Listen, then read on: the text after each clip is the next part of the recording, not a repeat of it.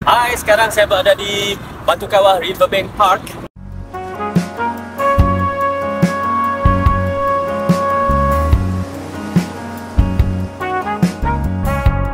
Hati-hati di jalan,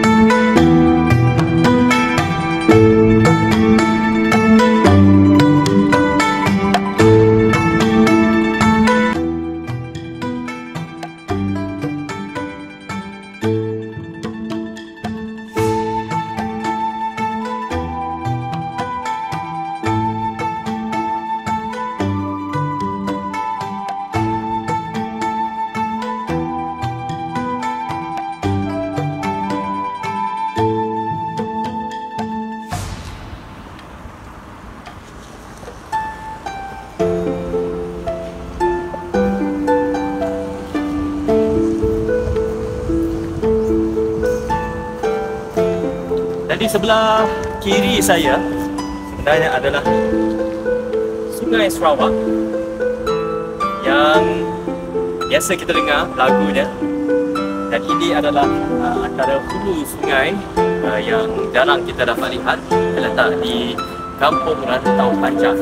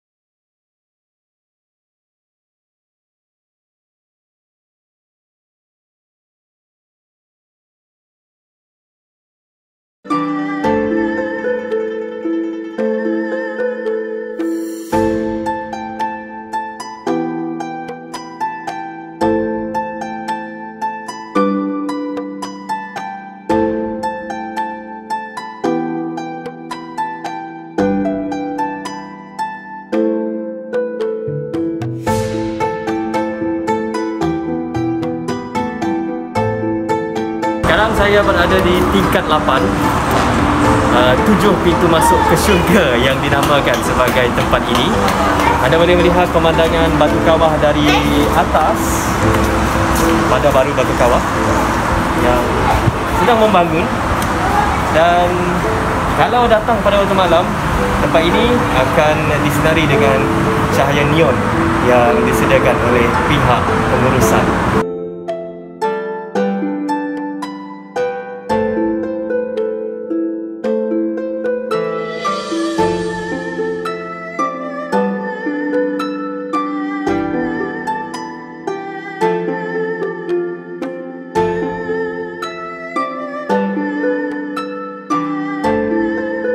Jika anda ingin merasai pengalaman naik ke menara yang unik seperti ini, Batu Kawah Riverside Park menawarkan pengalaman yang pasti akan membuatkan anda teruja untuk melihat pemandangan Batu Kawah dari atas.